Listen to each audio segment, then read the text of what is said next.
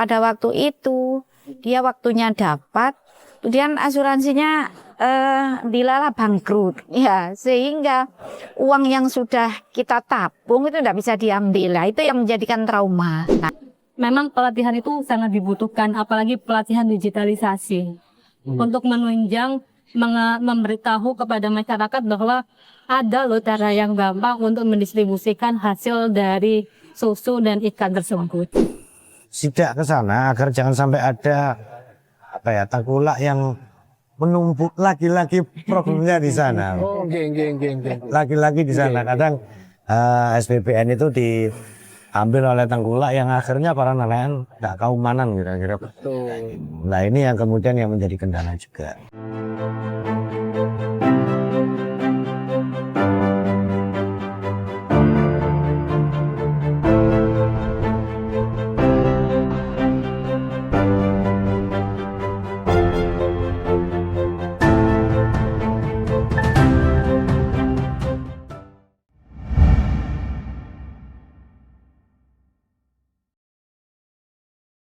Assalamualaikum warahmatullahi wabarakatuh. Waalaikumsalam warahmatullahi wabarakatuh. Selamat malam, kita berjumpa lagi dengan podcast Jawara Jagungan Wakil Rakyat bersama Harian Bangsa dan Bangsa Online.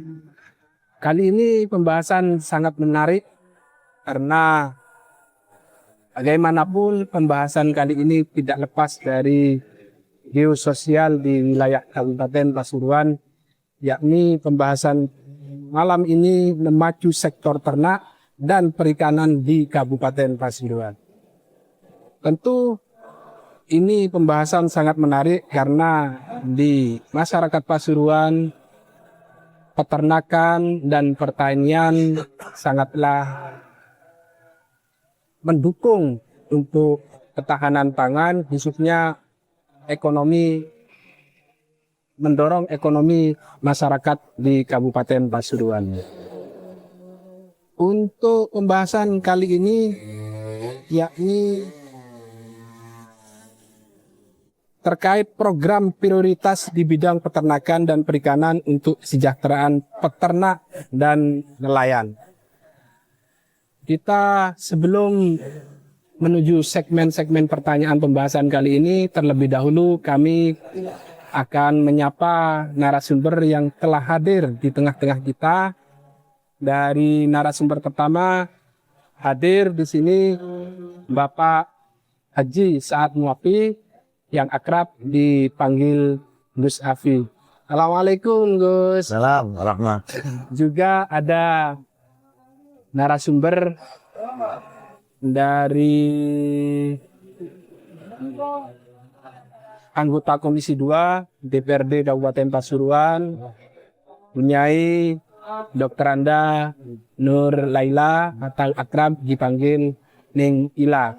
Assalamualaikum Ning. Waalaikumsalam warahmatullahi wabarakatuh. Dan tak lupa juga hadir dari anggota DPRD Kabupaten Pasuruan dari Komisi 2, yakni anggota dewan yang termuda di Kabupaten Pasuruan yang tengah hadir di sini.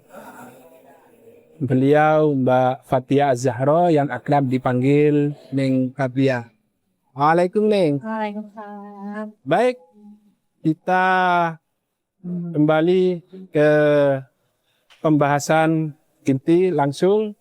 Dari pertanyaan pertama, dalam hal ini dimulai dari Gus Afi. Gus, Kabupaten Pasuruan ini memiliki wilayah lengkap dari laut, gunung, tapi yang menjadi keluhan masyarakat, khususnya masyarakat nelayan dan peternak, itu kerap mengeluh soal harga yang tidak stabil. Kira-kira ada solusi untuk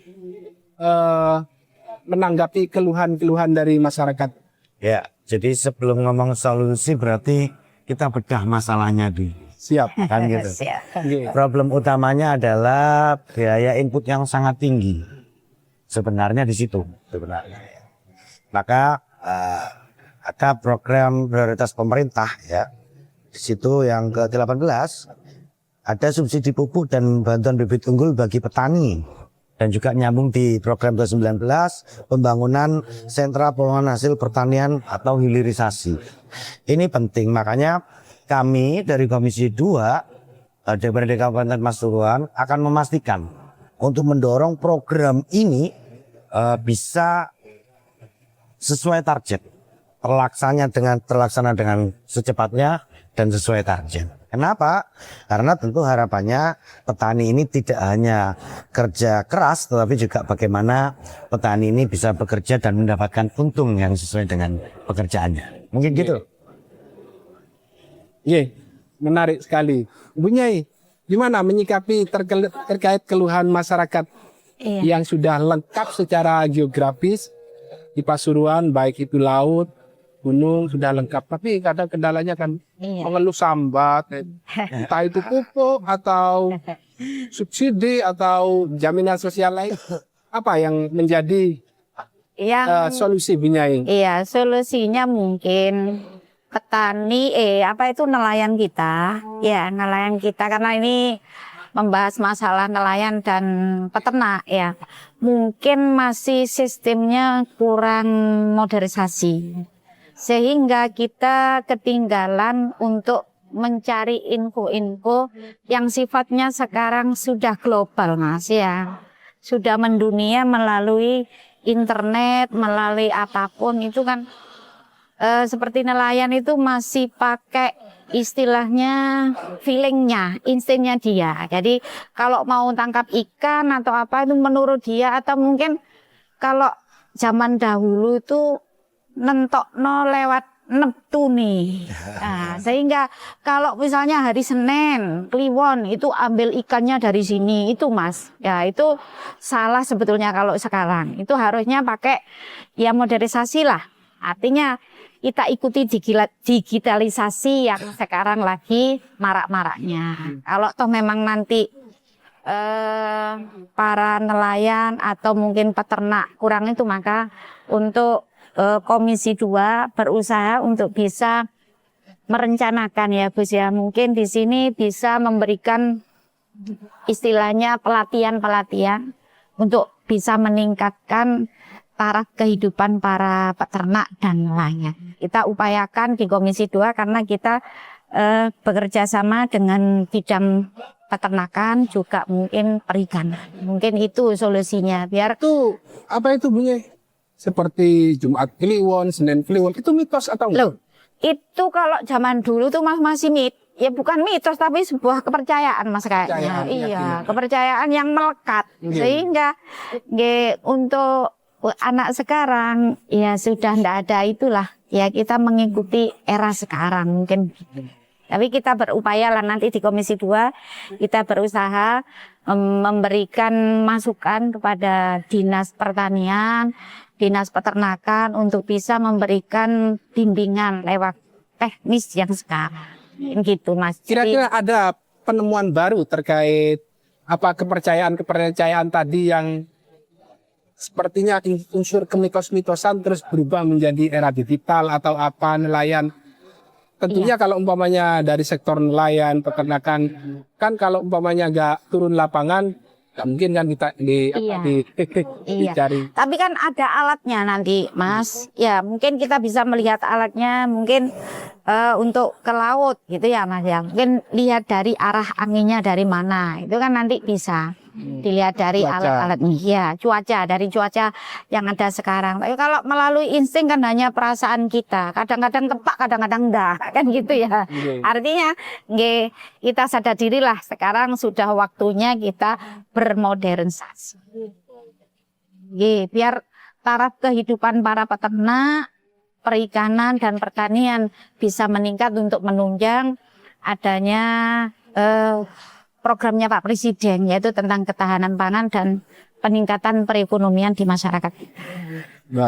Tentunya itu ada pembinaan yang harus kita usulkan melalui dinas masing-masing.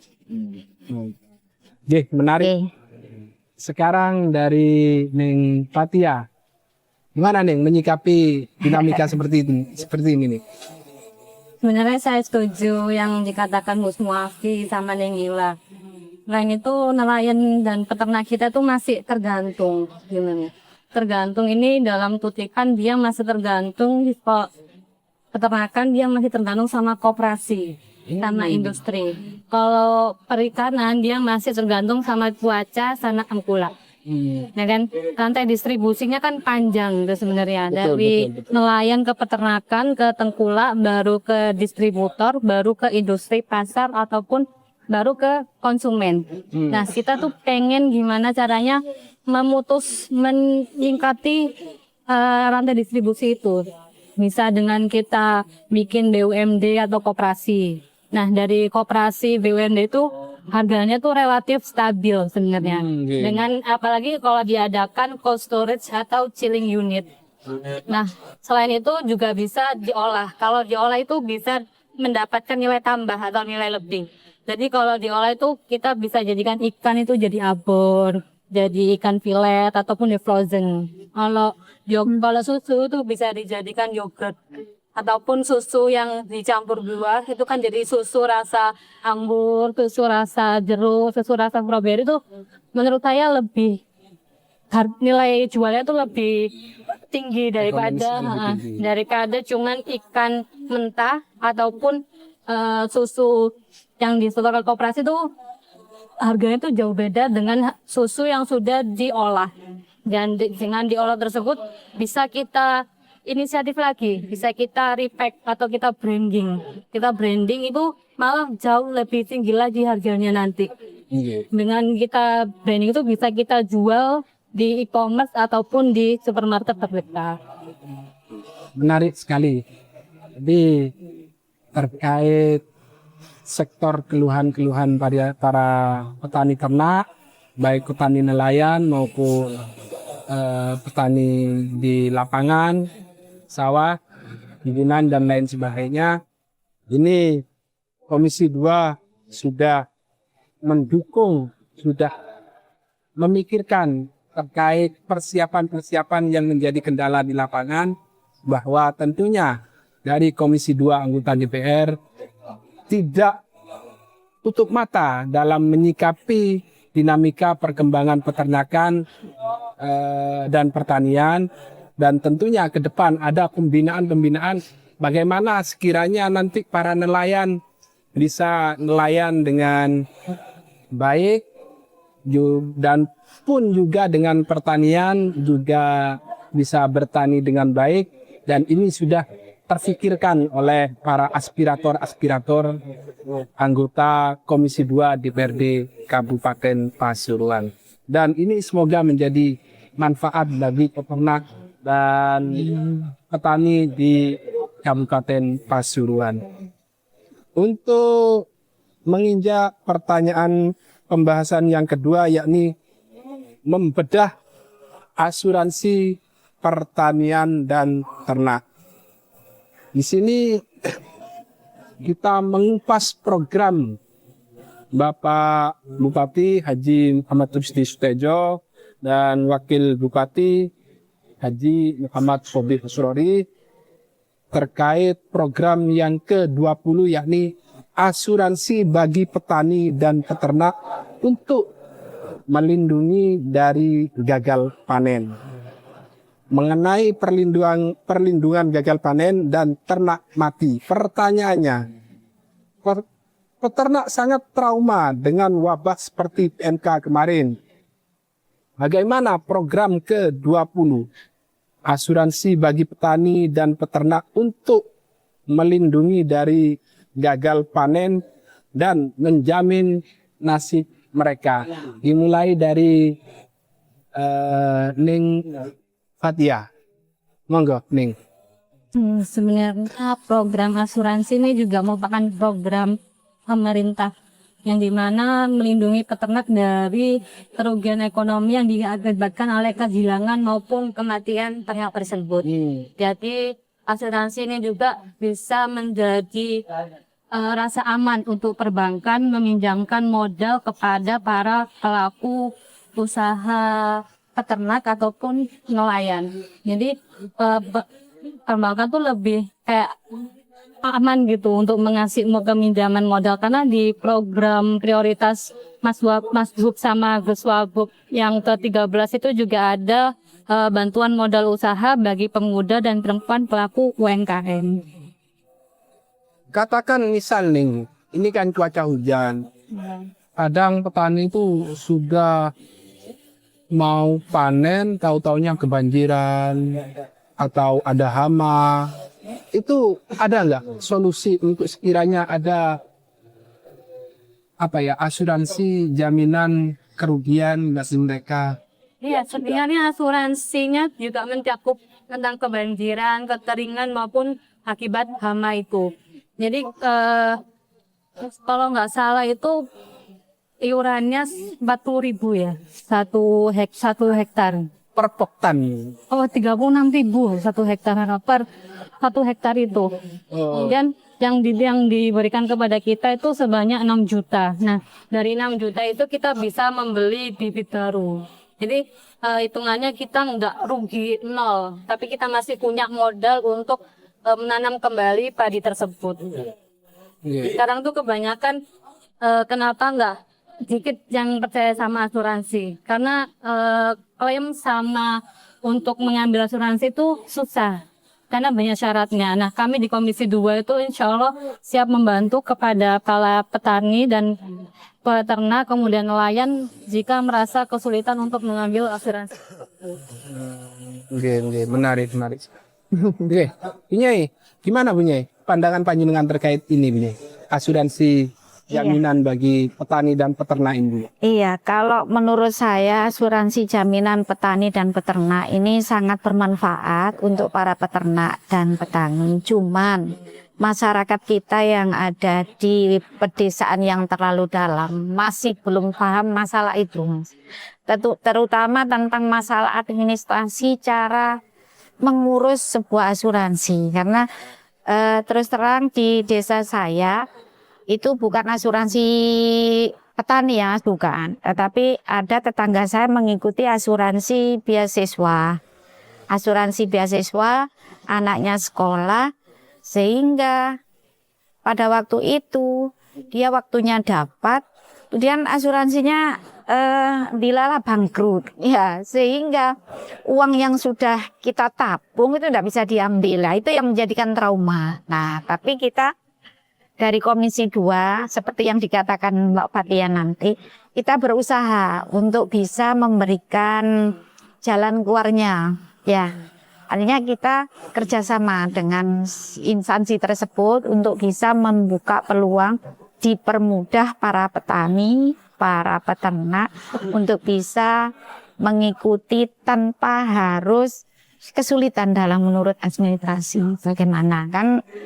Kita sekarang tuh kan tidak mau susah, Mas, mau enaknya. Karena sekarang zamannya zaman instan, kan gitu. Jadi kalau bisa kita jemput bola, Mas. Kita jemput bola, kita datang ke gakpoktannya, kemudian ke para nelayannya.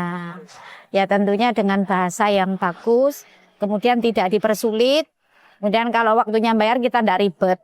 Gitu, itu mungkin lebih efektif gitu, Mas. Kira-kira ada pendampingan pembinaan terkait kurang atau itu keterbatasan kurang sosialisasi atau memang kurang pendampingan dari masyarakat sehingga tidak tersebar luas terkait asuransi tadi? Mungkin kurang adanya sosialisasi juga dan pendampingan. Nah, kita berusaha nanti dari Komisi 2 mungkin bisa membantu untuk bisa memberikan masukan pada setiap asuransi yang mau memberikan kepada para petani dan peternak, agar para peternak dan para petani juga dia mau untuk melakukan itu. Oh, kita tidak dirugikan. Ya tentunya kita juga diundang, tapi kita tidak ingin rugi juga. Mudah-mudahan apa yang kita keluarkan itu nanti akan bertambah barokah. Gitu. Itu Bunyai sendiri ada strategi khusus nggak untuk pendampingan masyarakat? Kalau menurut saya ini petugas asuransi ya bisa-bisanya lah untuk berbicara kepada setiap para peternak, para petani agar beliau-beliau mau mengikuti asuransi itu, tentunya dengan ada beberapa iming-iming untuk bisa kita tetap istiqomah bayarnya.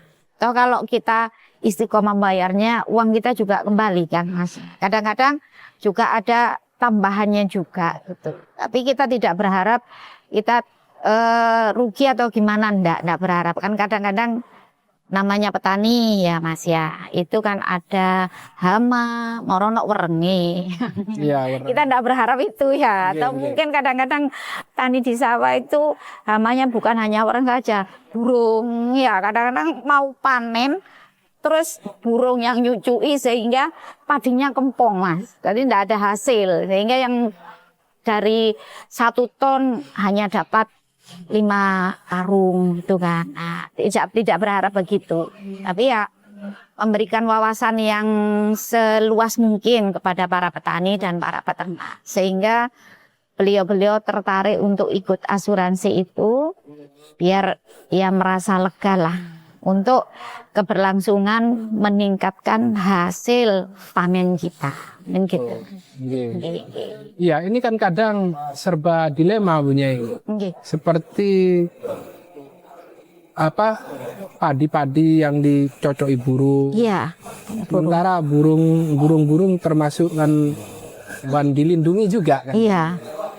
Artinya kalau umpamanya kita menangkap itu kan seolah-olah kelestarian alam juga berkurang kan. Iya. Nah, pun juga dengan petani pastinya ada mungkin strategi khusus untuk menghindari dicocoki burung. Ada Mas, di sawah-sawah itu para petani itu membuat tali-tali dikasih omplong tuh Mas. Oh, Iya, tali-tali dikasih omplong. Tentunya ya para petani itu strategi nenek moyang. iya, nenek moyang. Cuma strategi yang paling ampuh Nggih, nggih. itu memang kita harus merasa sehati dengan sawah kita. Karena ayah saya dulu, Nun Sewu, bukan pamer. Nggih. Ayah saya dulu petani, sehingga dia kalau pagi setelah sholat subuh, ini hanya pengalaman saja. Beliau jalan dan dikelilingi sawah itu dengan membaca doa. Ya mintalah kepada Allah agar sawah kita dilindungi oleh Allah, tidak ada hama. Ya tentunya dengan usaha nyemprot, waktunya kita ngemes ya ngemes. Tapi setiap pagi ayah saya itu keliling, sehingga ayah saya dulu menjadi contoh petani di Kecamatan Wonorejo. Hasilnya selalu bagus, mutunya juga bagus. Dan alhamdulillah sekarang nurun ke kakak saya. Jadi bibit-bibit padi itu ambilnya ke kakak saya. Jadi pagi sore itu pasti ke sawah. Terus kalau Nun Sewu Mas, bukan pamer Mas ya. Kalau panen, nenek saya, bapak saya itu ngirim nggak pakai bungkusan Mas. Kita sambil sodako lah Mas. Jadi kita bawa apa nih ebor. Orang itu mengatakan ebor. Jadi yang dari bambu lingkar itu nasi. Itu kita sudah disuruh embo-embo dewe, sudah nggak ditaning sudah. Itu makan sendiri. Padinya atau berasnya atau nasinya? Loh, nasinya dibawa dari rumah itu gitu. Jadi makan. Setiap panen itu? Setiap panen. Jadi makan. Makan bersama? Makan bersama di sawah. Malah saya dulu kalau waktunya nggaru Mas ya, nggaru. Itu saya ikut sapinya di belakang, gonceng. Kan dulu pakai sapi Mas, ndak pakai traktor ndak. Jadi saya masih nutut itu. Bahkan aku pinter dadai loh Mas. Pinter dadai, pinter matun. Ngani-ngani itu pinter saya Mas. Karena ayah saya memang dulu petani asli. Bungkus-bungkus gitu? Iya. Sampai sekarang saya nek kongon bungkusi wong ngirim pinter Mas. Wah, Allah wis cepet gitu karena memang ayah saya gitu. Yaitu pagi itu selalu keliling di sawah. Sore setelah sholat asar jalan lagi ke sawah. Baca-baca. Iya. Wirid-wirid. Terus kalau banyak burung itu buat tali ke sana terus di tengah sawah itu dikasih kayak gubuk itu Mas. Jadi nanti kalau ada burung yang mau mencelok, kita kan enggak boleh mateni burung ya, karena itu juga itu digoyang Mas. Muni kelentung gitu ya Mas. Akhirnya lari semua gitu. Iya. Ngabaki orang-orangan sarang. Iya. Jadi ada satu ya bagaimana dulu buatnya, wah karo pokoknya digoyang sing ini iso goyang kabeh luntung. Itu, dan sekarang nurun ke suami kakak saya, jadi jual bibit padi galakan, mutunya bagus. Atau mungkin ya itu tadi doanya yang dikelilingi itu sehingga hama-hama wedi Mas. Hamanya wedi. Menarik. Iya. Jadi, tidak lepas dari sodakoh juga Iya. dan keistiqomahan merawat pertanian kita. Iya, gitu. Ya, tentunya itu betul modal istiqomah dan semangat. Semangat, iya. Untuk Gus Afi, kendala di nelayan tuh biasanya itu Gus. Ya faktor cuaca juga tidak nutup kemungkinan dan tidak diharapkan sebenarnya, agak mengharap para nelayan itu dikasih dilindungi ya namanya orang mencari nafkah pasti ada arsi. Tapi tidak menutup kemungkinan juga kita meminimalisir angka kecelakaan ketika nelayan. Itu kan biasanya terjang angin atau perahu rusak bagaimana solusi panjenengan terkait menyikapi masih pada ini ya, pada wilayah asuransi. Jadi kalau ngomong asuransi, saya cuma berpikir yang pertama bahwa sosialisasi masih kurang. Pemahaman masyarakat tentang asuransi itu masih sangat minim menurut saya. Jangankan di wilayah pedesaan, di wilayah kota aja masih banyak orang yang tidak mau ikut asuransi. Yang pertama karena mereka tidak paham. Yang kedua mereka mungkin takut, ini bener nggak sih kira-kira ketika terjadi sesuatu, kemudian ada nih kira-kira pengembalian asuransi tersebut. Maka Komisi 2 harus memastikan ini kita masukkan di dalam APBD, pemerintah hadir di sana sebagai garantor. Kira-kira bahwa ketika ada sesuatu hal, maka kemudian pemerintah ada di sana. Yang pertama mereka kita kasih sosialisasi pemahaman tentang asuransi. Yang kedua kita berikan rasa aman. Karena mohon maaf kalau Mas Wah tadi ngomong tentang ada ombak angin. Kalau ngomong wabah, kalau ngomong bencana, jangankan kok hewan ya atau ikan, manusia aja kena COVID langsung. Itu ada kan itu. Maksud saya itu bisa saja terjadi dan kapan saja. Maka penting asuransi ini kita sosialisasikan dan kita berikan rasa aman. Pemerintah harus hadir dengan sana. Dan kita akan dorong terus dari Komisi. Ini juga Gus, kadang yang menjadi keluhan para nelayan tuh stok bahan bakar. Oh ya, stok bahan bakar. Betul. Kira-kira stok bahan bakar di wilayah Pasuruan aman nggak Gus? Untuk mencukupi para nelayan. Kalau hari ini sih masih aman ya. Tapi kan yang kita khawatirkan itu kan begini kalau di wilayah nelayan. Banyak tengkulak kira-kira kayak gitu. Karena memang kan nggak semuanya bisa ngambil di pom bensin atau SPBU tempat pengambilan itu kan SPBU. Harapan kita lagi-lagi pemerintah harus hadir ya. Ya lagi-lagi Bu. Sekali lagi Mas, kehadiran pemerintah tentu mitra daripada kami di DPRD, khususnya di Komisi 2 adalah yang pertama memastikan stok ada. Yang kedua memastikan bahwa mereka punya rasa aman. Itu yang paling penting sebenarnya. Nah, tugasnya adalah kita controlling.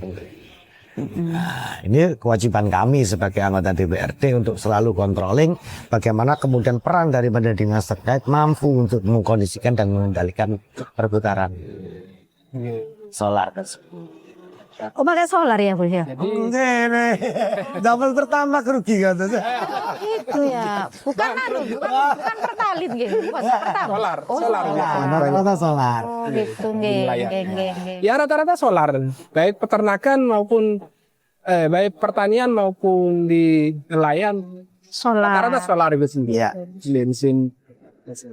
Jadi pembahasan ini sangat menarik. Jadi untuk para petani ternak, petani nelayan, petani sawah tetap semangat, fokus, optimis karena di sini para aspirator yang di depan kami, yang di depan kita ini sangat menjamin keselamatan, keamanan khususnya bagi regulasi, baik itu mencakup pupuk, baik itu mencakup jaminan keselamatan. Jangan kecil hati, tetap fokus bagaimana sekiranya ekonomi masyarakat bisa meningkat. Kalau ekonomi masyarakat meningkat, tentunya ekonomi daerah juga menjadi bermartabat.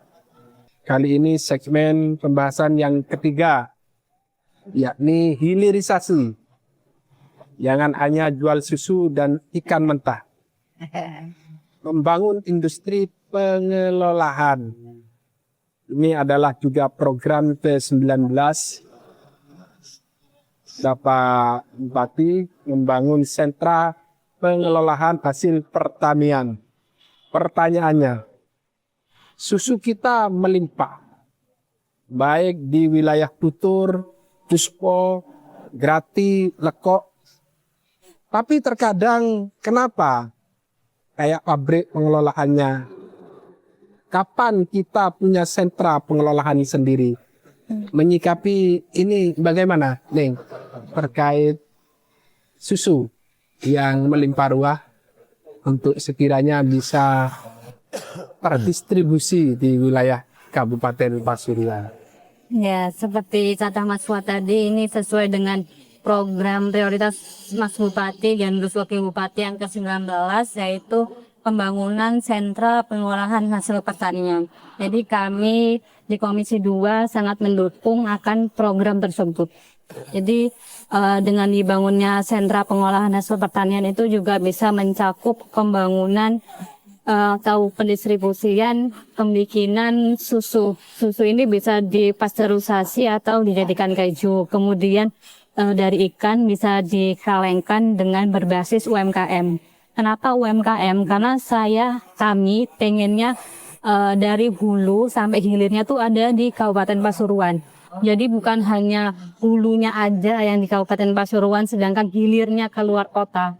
Tapi kami ingin dari hulu, dari diperasnya sapi sampai dijualnya itu ada di Kabupaten Pasuruan. Itu juga bisa meningkatkan kesejahteraan masyarakat yang ada di Pasuruan tentunya.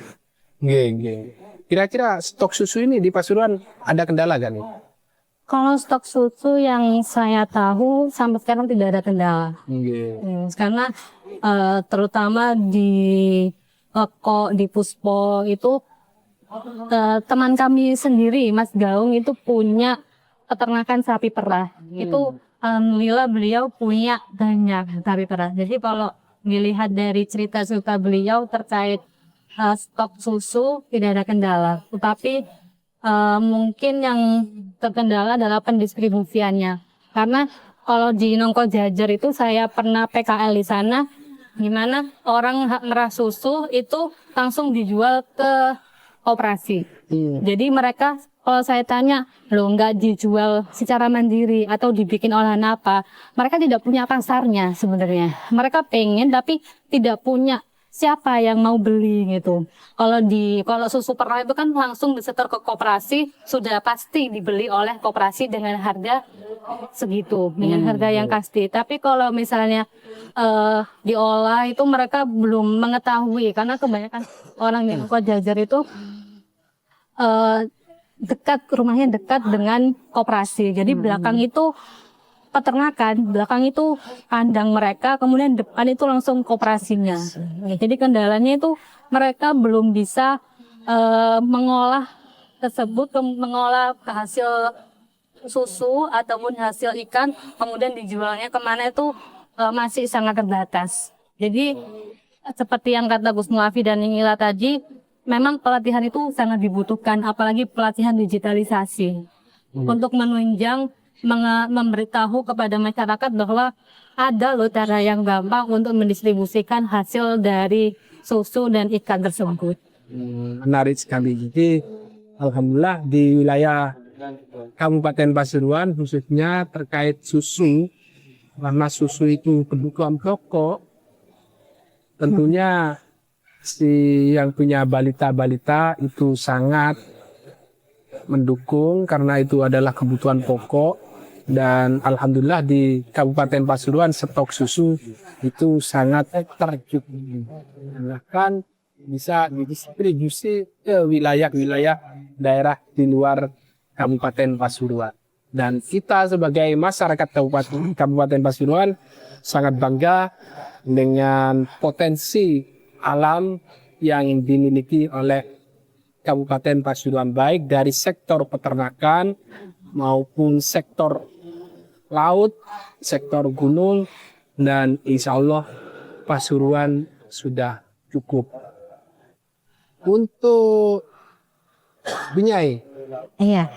Kalau menurut saya dari Komisi 2 ini lagi-lagi karena mitra kita adalah di peternakan, juga perikanan, juga perindustrian, maka ini masalah tekniknya. Jadi kita akan memberikan masukan kepada pemerintah daerah untuk bisanya menyisihkan dana untuk bisa memberikan bantuan semacam alat pendingin ataupun apa yang bisa mengawetkan baik itu ikan ataupun susu.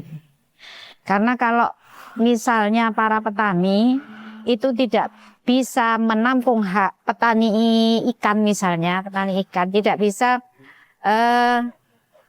menyimpan ikan dengan baik, maka dia akan menjual yaitu tadi dengan harga ya seadanya itu. Tapi misalnya kita dari pemerintah kabupaten lagi-lagi seperti Gus Muafi, pemerintah harus mendampingi di sini dengan memberikan bantuan berupa alat yang bisa mengawetkan baik itu ikan maupun susu. Kalau pemerintah ikut campur di sini, insya Allah masyarakat akan makmur, akan bisa meningkatkan taraf perekonomian mereka. Karena nanti pada akhirnya kembali lagi kepada teknik kita, kepada mitra-mitra kita untuk memberikan pelatihan kepada setiap kelompok-kelompok yang ada di situ. Misalnya di Nongko Jajar itu banyak susu, maka susu itu agar tidak dijual dengan rasa susu yang original, kan gitu. Bisa mungkin dengan rasa vanila, dengan rasa stroberi, dengan rasa lemon, dengan rasa anggur, dengan rasa apa. Ya tentunya butuh peralatan untuk bisa menyimpan hasil dari karya kita agar harga jual yang kita berikan kepada masyarakat lebih tinggi dan bisa menunjang UMKM juga. Nah, kalau sudah UMKM-nya maju, maka taraf perekonomian di Kabupaten Pasuruan meningkat, maka apa yang menjadi program dari Mas Bupati dan Gus Wabub akan tercipta bahwa di Pasuruan makmur dalam hal perekonomian. Mungkin gitu. Jadi lagi-lagi pemerintah lagi harus itu. Jadi kita berusaha nanti ya Gus ya, berusaha untuk bisa mendampingi, memberikan masukan kepada mitra-mitra kita. Ngoten mungkin membuat agar masyarakat itu ya paling tidak prinsip ekonomi lah Mas. Kita mengeluarkan modal sedikit tapi punya keuntungan yang banyak. Mungkin gitu Mas Bat ya. Gus Afi, terkait susu itu yang sumber di wilayah Kabupaten Pasuruan itu kan wilayah timur. Ya. Di wilayah timur, selatan, utara.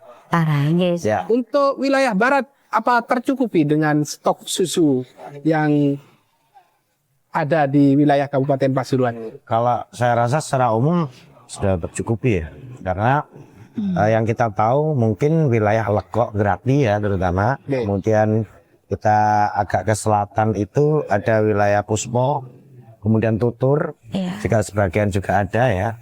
Tapi di wilayah barat sebenarnya juga mulai muncul juga. Di Benci itu sudah mulai ada.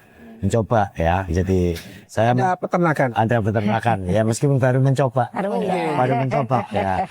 Nah, harapannya memang kita dorong lah pemerataan di Kabupaten Pasuruan. Memang yang paling besar di wilayah timur sama selatan kita tahu ya Ustaz. Tapi harapan kita juga karena memang mungkin berbeda ya ini ya secara geografis ya. Kita itu hari ini kan di wilayah barat ini banyak industri. Itu yang menjadi problem. Tapi kita akan dorong masyarakat memang kalau memang mau bertani ya Ayo kita dorong bersama-sama. Mudah-mudahan ini juga bisa mensupport daripada kuota susu yang ada di wilayah timur dan selatan. Gitu. Ini ada sih beberapa yang saya temui bahkan menjadi pembinaan saya gitu. Wilayah Meiji ada. Ini Gus juga peternak sapi itu sebenarnya kalau umpamanya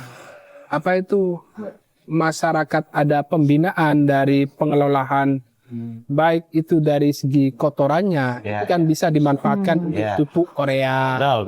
Terus dari segi sektor ketahanan pangan juga dagingnya juga bermanfaat.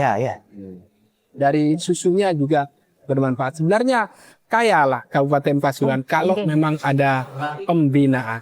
Kira-kira ada nggak menuju ke sana, Gus? Untuk sekiranya masyarakat Pasuruan itu tidak kekurangan pangan, tidak kekurangan pupuk, tidak kekurangan. Biasanya di lapangan kendala kekurangan pupuk, kekurangan. Komisi 2 seringkali kita berkoordinasi ya, bahkan kemudian dengan dinas terkait kita panggil Kapoktan untuk koordinasi. Jadi kita juga sebenarnya ingin tahu sih kebutuhan masyarakat seperti apa. Nah, kita akan carikan solusi bersama. Yang pertama itu, yang kedua sekali lagi pendampingan itu memang penting. Meskipun belum semuanya, tapi pendampingan ini akan tetap kita lakukan. Bagaimana kemudian memberikan pemahaman kepada petani, baik itu peternak ya atau pengusaha dan lain sebagainya. Ada sih sebenarnya ini hal-hal yang bisa kita manfaatkan. Dan yang ketiga tidak bisa lepas dari teknologi juga. Betul. Itu. Ini yang akan kita dorong sebenarnya nantinya dari Komisi 2. Bagaimana kemudian pemerintah hadir di sana melalui Komisi 2 usulan-usulan kami agar kemudian masyarakat mampu memanfaatkan teknologi yang ada. Menarik. Ya, jadi kita sudah bukan zamannya lagi mengatakan di wilayah Kabupaten Pasuruan kekurangan pupuk. Kalau umpamanya kita memang benar-benar punya kemauan tinggi, sepertinya di wilayah timur itu sampai, mohon maaf, kotoran sapi itu sampai terbuang. Sehingga menjadi hambatan dari hilirisasi karena penggumpalan tadi. Nah itu mungkin kalau umpamanya ada Komisi 2, ada pembinaan, mungkin bisa meminimalisir angka kebanjiran atau dampak limbah-limbah ipal-ipal kotoran-kotoran sapi itu bisa itu. Ada cara nggak Gus untuk pembinaan seperti itu? Harus kita lakukan, bukan ada cara, tapi harus kita lakukan dan hari ini kita menuju ke arah sana.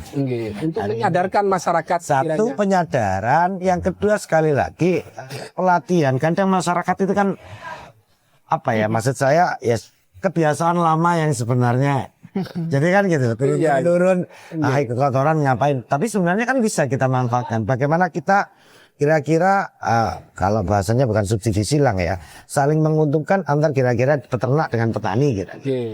Kenapa tidak kita lakukan itu kira? Ini kita kolaborasi ya. Kebutuhan daripada limbah ternak ini kita manfaatkan untuk pertanian. Kan gitu. Atau sebaliknya juga nanti kebutuhannya juga sama. Pertanian hasilnya kira-kira dari kebutuhan pakan ternak juga dari pertanian. Nah ini bagaimana kita kolaborasikan? Kita lagi dorong ke arah situ. Betul. Menarik. Jadi khususnya para petani ternak di wilayah timur itu sangat bermanfaat kalau kita tahu cara pengelolaannya.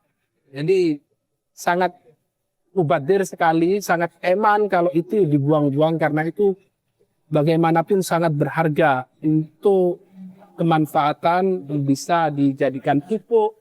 Bahkan kalau di wilayah selatan, di wilayah Lumbang itu dijadikan gas, Gus. Dijadikan gas. Jadi sangat mubadir kalau umpamanya itu ya dimanfaatkan dengan baik. Jadi masyarakat Pasuruan, khususnya masyarakat timur, baik itu masyarakat Pasuruan wilayah barat juga, itu kalau umpamanya bisa dimanfaatkan, tentunya sangat bisa mengurangi dampak kebanjiran, dampak kebersihan lingkungan, masyarakat tidak alergi, katakanlah jalan-jalan ke wilayah timur kadang tidak alergi dengan adanya itu, sangat manfaatnya sangat tinggi sekali.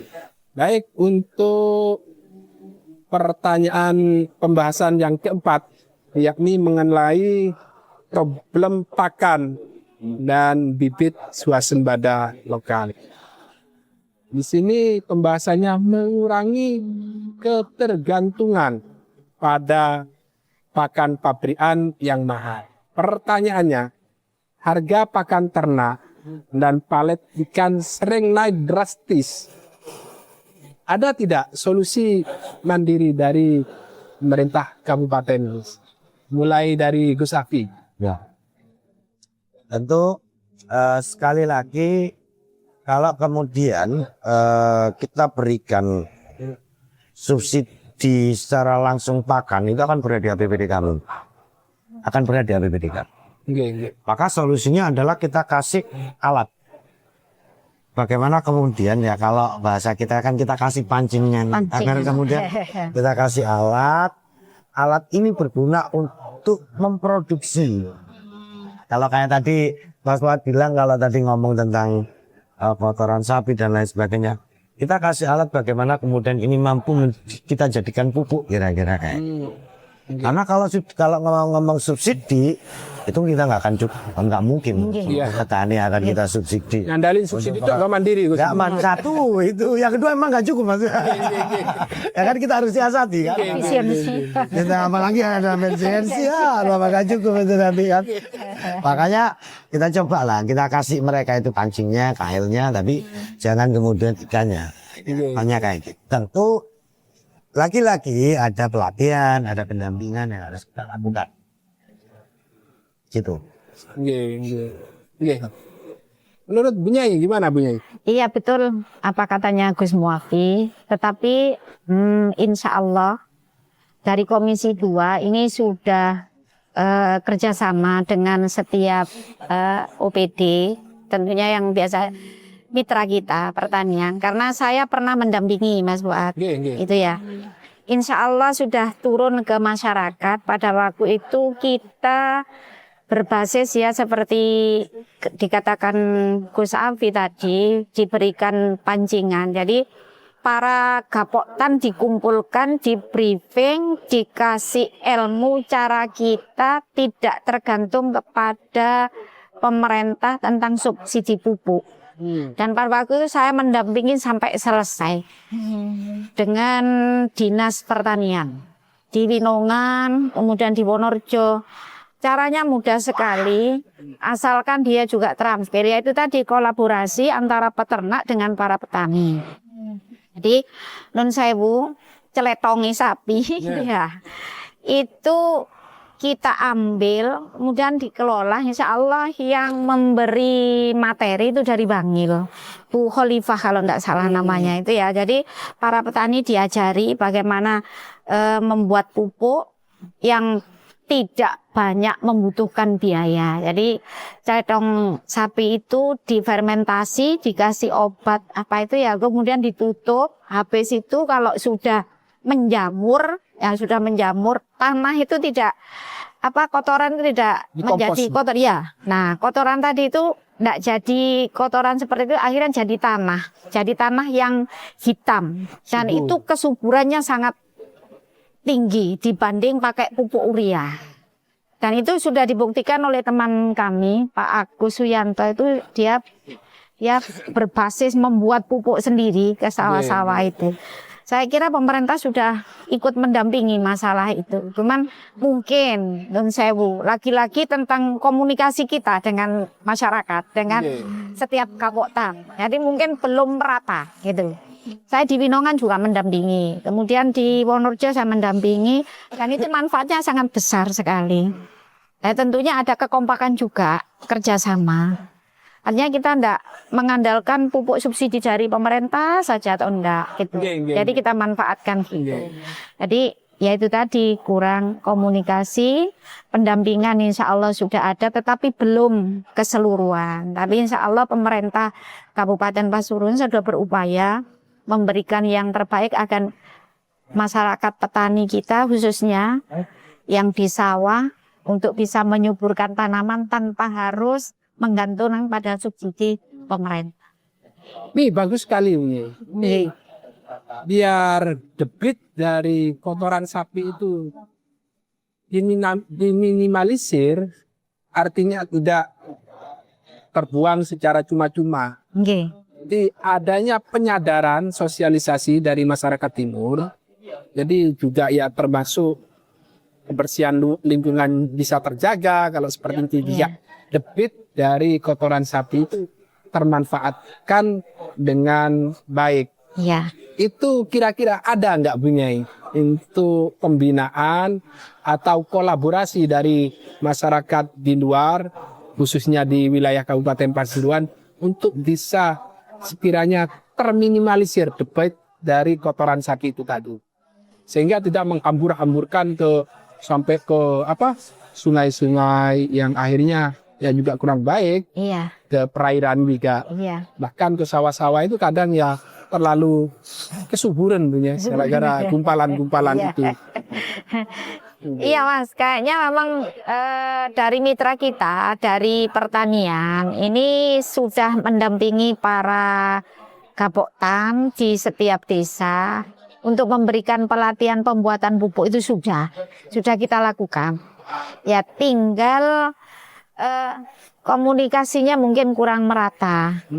Nah gitu, jadi kita lagi-lagi nggak butuh para PPL-nya mungkin ya untuk bisa memberikan ilmu tadi untuk mengumpulkan para petani biar dia mandiri ya bisa berkolaborasi dengan para peternak sapi, para peternak kambing, peternak ayam. Dan waktu pelatihan itu Mas Fuad saya lihat kotoran itu tidak hanya dari sapi saja. Bahkan kambing bisa, ayam bisa. Tinggal kita bagaimana mengelolanya, yang tentunya dengan teknis dan bimbingan dari bidang pertanian, yang tentunya bisa menciptakan pupuk itu tadi. Jadi saya melihat secara kasat mata saya waktu itu, saya ikut campur-campur ngono ya, nyampur-nyampur gitu. Itu memang bagus. Tanahnya itu tidak seperti tanah itu. Jadi kotoran itu nggak kelihatan kotoran, sehingga kotorannya itu bisa memuai dengan tanah itu. Dan kalau kita pegang itu beda seperti tanah, tapi gembuk gitu loh Mas. Itu insya Allah pemerintah sudah ada itu. Tinggal masyarakat saja ya, petaninya atau peternaknya itu yang butuh komunikasi lagi. Ada sudah campur tangan dari pemerintah daerah. Oh, menarik. Nggih. Kali ini ke Neng Fatia. Dia ini pakar peternak. Peternak ayam. Gimana nih menyikapi kotoran-kotoran ternak sekiranya meminimalisir gangguan aroma dari kotoran-kotoran peternak. Ternyata sangat memanfaatkan. Kalau umpamanya kotoran-kotoran ternak itu sangat bisa digunakan hal-hal lain seperti itu. Mungkin Ning Fatia bisa menjelaskannya. Seperti yang disampaikan ini tadi, kotoran sapi bisa jadi pupuk. Kotoran ayam itu sebenarnya juga bisa jadi pupuk. Jadi untuk meminimalisir bau di kandang ayam yang notabene kan sering dianggap mengganggu sama warga sekitar. Kalau kandang ayam dekat sama rumah warga itu pasti didemo. Jadi kita meminimalisir bagaimana cara kotoran ini tidak bau adalah ketika ayam itu sudah mengeluarkan kotoran, jadi tidak kita timbun lama. Jadi kebanyakan peternak itu biarkan kan kotoran ayam kecil-kecil. Jadi lama-lama nggak kerasa, nggak kelihatan, tapi baunya sangat menyengat sebenarnya. Jadi alangkah baiknya itu sering dibersihkan. Itu sering dibersihkan kemudian bisa dimanfaatkan jadi pupuk juga. Untuk caranya mungkin kurang lebih seperti yang sudah dijelaskan Nengila tadi. Itu kolaborasinya, tinggal pengembangan kolaborasinya nih. Iya. Kadang kan ya yang 1 jam 2 jam masyarakat tuh sudah orang dengan Karena banyak lalat, Mas. ada teknis strategi lain untuk cepat-cepat menangani itu sekiranya nggak terlalu seperti di wilayah timur, tidak terlalu menggumpal, menggunung, akhirnya menjadi hambatan ke perairan juga, bukan kurang baik. Mungkin ada gerak cepat, respon cepat untuk strategi bisa meminimalisir kotoran-kotoran itu tadi, ternakan itu tadi. Sebenarnya kerjasama sama pengepul. Kan selain pengepul, sebenarnya pengepul kotoran tuh ada dan bahannya sangat diminati. Jadi waktu kandang kandang itu rebutan, Mas, kotoran ayam untuk sebenarnya. Karena banyak yang berminat akan kotoran itu. Jadi untuk menangani dengan cepat tuh mungkin bisa kolaborasi sama pengepulnya itu. Kalau misalnya kita tidak menyanggupi harus sesering mungkin membersihkannya, terus mengolahnya kita belum tahu atau kita tidak punya sawah untuk diberi pupuk tersebut, itu bisa kita kolaborasi dengan pengepul. Iya. Yang tahu karakternya kan para peternak terkait debit keluar masuknya kotoran itu tadi, entah itu baunya, katakanlah itu seberapa kotoran itu tadi seberapa banyak, mungkin itu bisa menyengat atau baru-baru itu bisa menyengat, itu kan yang tahu peternak sendiri. Ada strategi nih, katakanlah di wilayah timur 3 kandang bisa diambil sekian debit kotoran yang bisa dimanfaatkan. Itu ada nggak seperti itu? Ukuran dari debit keluarnya kotoran itu tadi. Terus ada yang bisa mengambil dari tumpukan-tumpukan itu tadi, tumpukan-tumpukan kotoran itu mencukupi kan kira-kira dari dampak lingkungan yang sekiranya bisa terminimalisir, nggak sampai menggunung, menggumpal gitu. Sebenarnya harusnya mencukupi ya, kalau sawah kita kan juga banyak, jadi dibutuhkan pupuk itu juga banyak, apalagi kalau kita dipaksa untuk bisa mandiri. Jadi kan berarti butuh kotoran dari ternak itu harus sebanding sama kebutuhan di sawah kita. Jadi karena sawah kita banyak, insya Allah kalau misalnya kita memang ada niat untuk tidak menumpuk kotoran tersebut, pastinya bisa terrealisasi, bisa terbagi dengan rata, tidak sampai menghambat sungai ataupun yang lainnya. Bagus sekali pembahasan terkait. Jadi kotoran itu tadi tidak artinya kalau kita bisa mengelola itu sangat emas sekali, sangat manfaat untuk kesejahteraan para petani sawah, khususnya entah itu petani sawah atau petani kebun, itu sangat bagus. Jadi sangat disayangkan sekali katakanlah itu dibuang secara cuma-cuma, karena pencemaran juga itu sangat pengaruh. Baik, untuk menginjak pembahasan yang kelima, yakni terkait perikanan tangkap dan budidaya. Kesejahteraan nelayan pesisir itu merupakan program ke-21 Bapak Bupati Haji Muhammad Rusdi Supaejo dan Wakil Bupati Bapak Haji Muhammad Sobih Asrori. Dari pengembangan sektor perikanan tangkap dan budidaya di wilayah pesisir. Pertanyaannya, untuk wilayah pesisir utara, apa langkah nyata untuk nelayan tangkap kita dari Gus Afi? Yang pertama tentu adalah perbaikan dermaga, karena itu adalah akses utama daripada para petani kan. Oke. Itu yang pertama pasti. Yang kedua memastikan kami akan memastikan di SPBN kemudian seluruh petani itu tercukupi untuk solar dan kebutuhan Oke. oil yang lainnya. Dan tentunya kami dari Komisi 2 akan mencoba sidak ke sana agar jangan sampai ada tengkulak yang menumpuk lagi-lagi problemnya di sana. Oh, oke. Lagi-lagi di sana. Kadang SPBN itu diambil oleh tengkulak yang akhirnya para nelayan tidak kaumanan kira-kira. Betul. Nah ini yang kemudian yang menjadi kendala juga bagi nelayan. Maka kami dari Komisi 2 dan tentu harapannya dengan pemerintah daerah setempat akan memastikan itu tidak akan terjadi Oke. adanya penimbunan solar dan lain sebagainya. Kendala di laut itu biasanya terkait tangkapan ikan itu.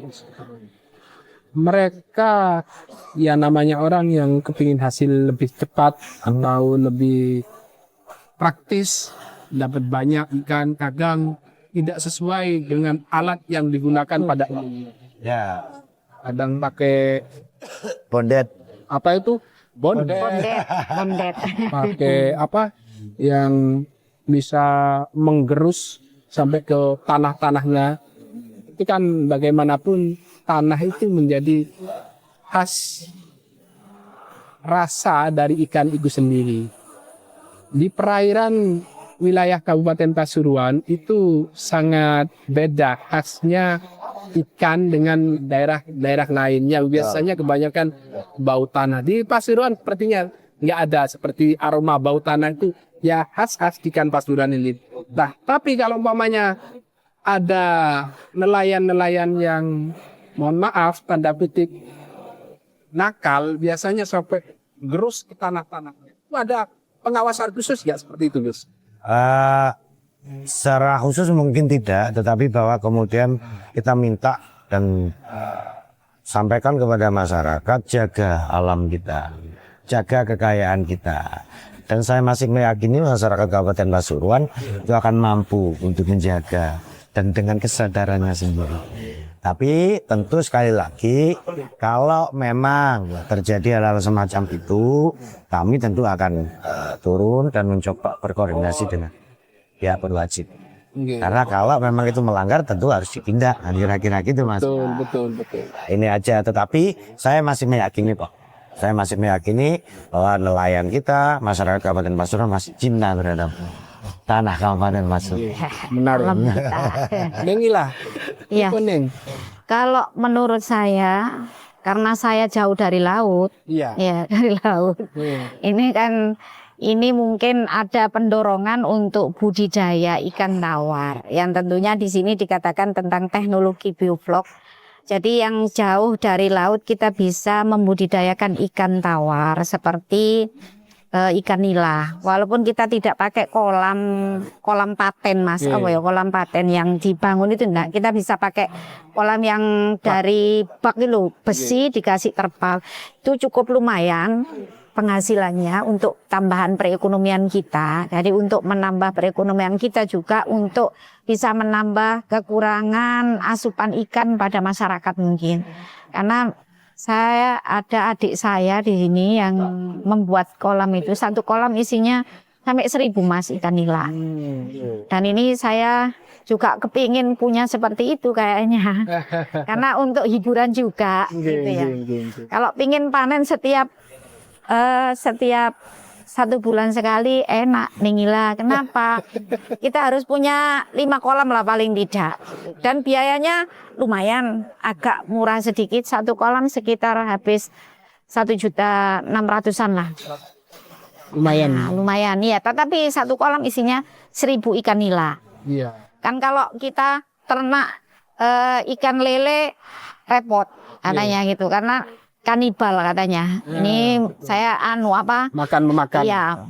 Terus saya tanya lagi, lu terus ya pakai nila aja, semakin besar harganya semakin mahal.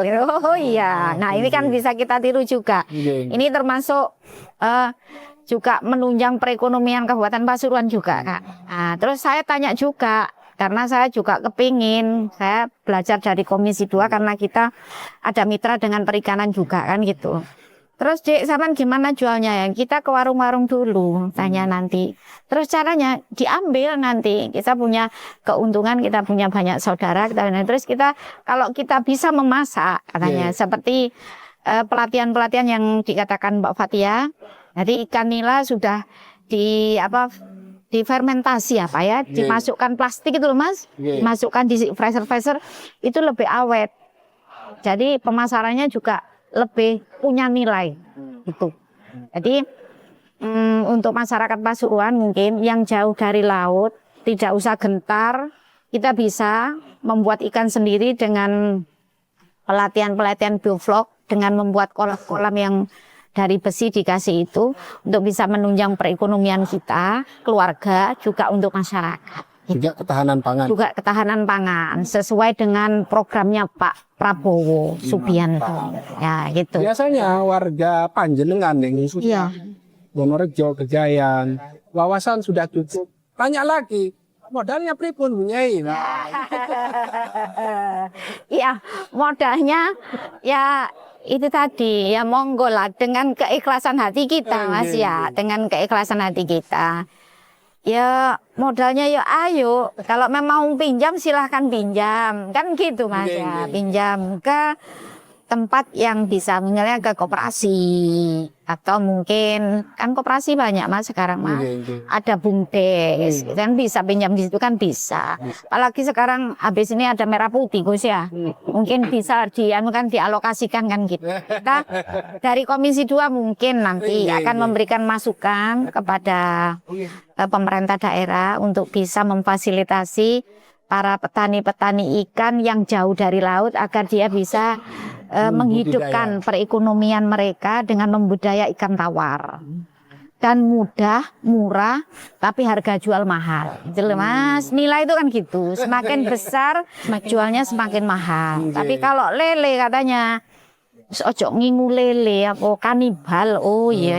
Makan semua. Makan. Kalau lapar nanti, ya makan yang kecil-kecil. Itu saya tanya ke adik saya yang itu. Dan alhamdulillah adik saya sudah punya 4 kolam. Katanya setiap bulan alhamdulillah panen. Jadi kolam yang satu bulan Januari, nanti kolam yang kedua Februari. Lumayan hasilnya, tapi pakannya alhamdulillah. Pakannya setiap pagi dan sore beli. Tapi harganya ada pakannya yang harganya terjangkau ya Bu? Seolah terjangkau, satu kuintal itu sekitar 1.200.000. Itu bertahan berapa? Insya Allah 4 kolam itu 2 bulan. 1 kuintal? Iya. Kan nggak banyak Mas, cuman dikasih pagi gitu dia jalan sambil mengelilingi, mau diwirit ayo apa ya harus diwirit ayo apa ya harus, artinya kita mintalah sama Allah untuk dilindungi gitu lah, sambil bawa pakan itu tadi kan gitu.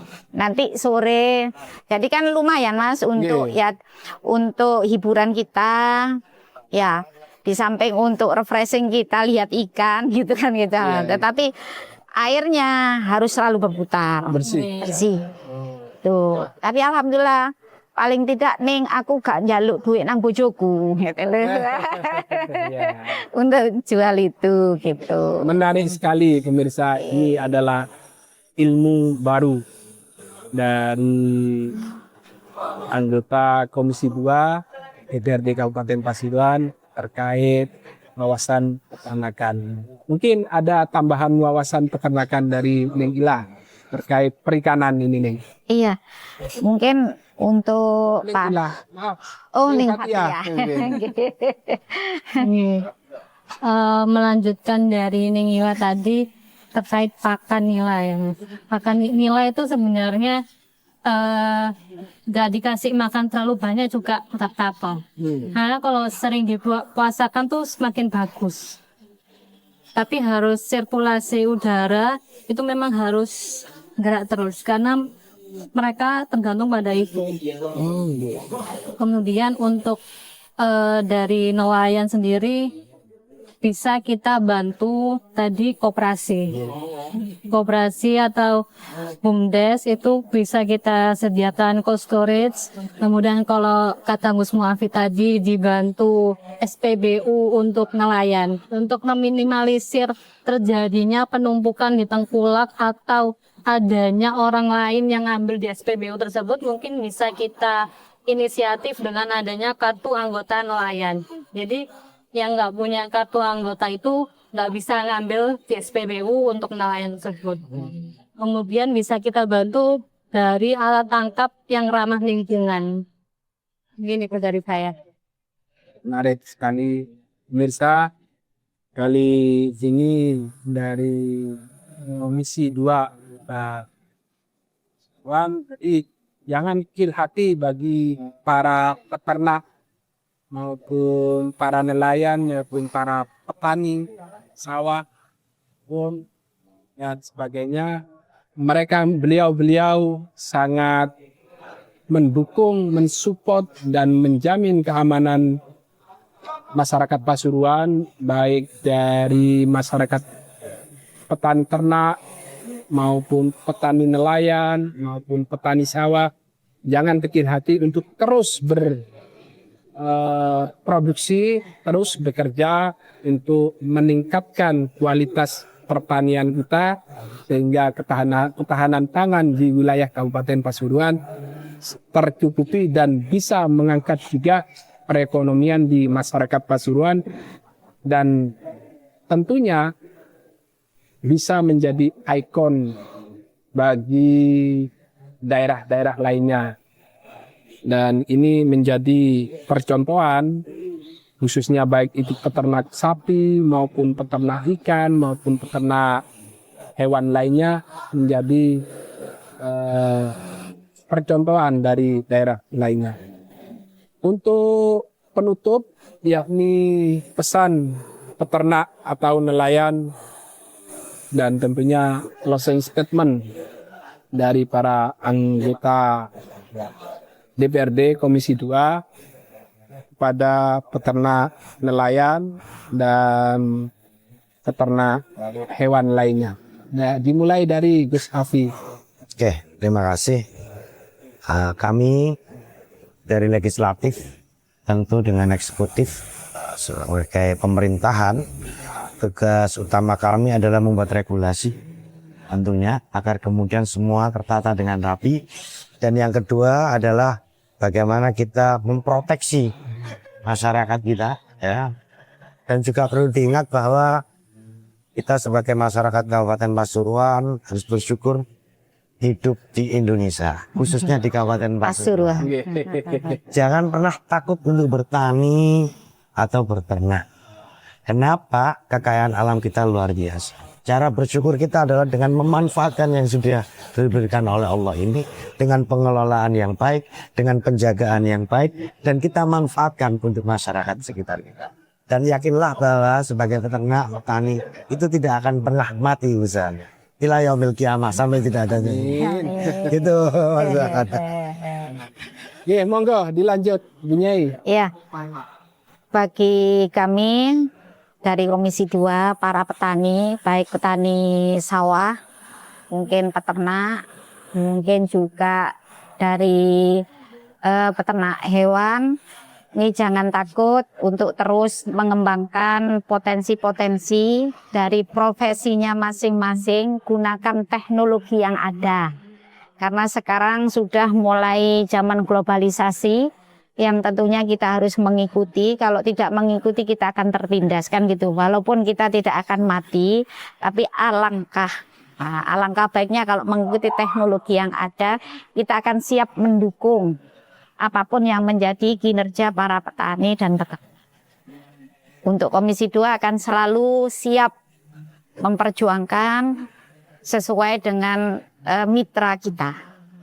Pertanian, peternakan, perikanan, juga mungkin perekonomian dan UMKM. Monggo terus semangat untuk mengembangkan agar perekonomian di Kabupaten Pasuruan akan semakin tercepat. Gitu. Lanjut Neng Fatia. Ya, untuk teman-teman terutama yang masih muda, karena sama-sama muda, untuk mungkin milenial maupun Gen Z, saya yakin kalian ini kreatif-kreatif anaknya. Maka mari gunakan kreativitas itu untuk menciptakan sesuatu produk yang baru. Kita manfaatkan susu dan perikanan yang ada di Kabupaten Pasuruan. Kita olah, kita rebranding, kita bermerek, dan kita pasarkan secara nasional. Agar Kabupaten Pasuruan ini lebih dikenal. Agar Kabupaten Pasuruan lebih maju, sejahtera, dan berkeadilan. Amin. Baik pemirsa Bangsa Online Harian Bangsat. Nah, kita akan mengakhiri kegiatan podcast Jawara pada malam ini dan semoga yang menjadi pembahasan kita bisa bermanfaat untuk para petani ternak, para petani nelayan, para petani sawah dan khususnya kepada masyarakat Kabupaten Pasuruan.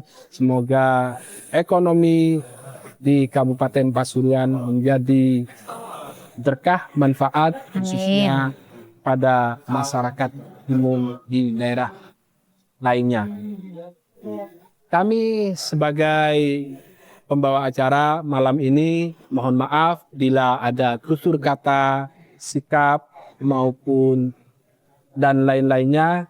Kami atas nama Ahmad Fuad, wartawan Harian Bangsa Online mau undur diri dan sekali lagi mohon maaf jika ada kekhilafan baik tutur kata maupun tingkah laku kami yang kurang berkenan di hati para narasumber khususnya Gus Aki. Mohon maaf, Ning Ila, Ning Fasia, mohon maaf jika ada kekhilafan.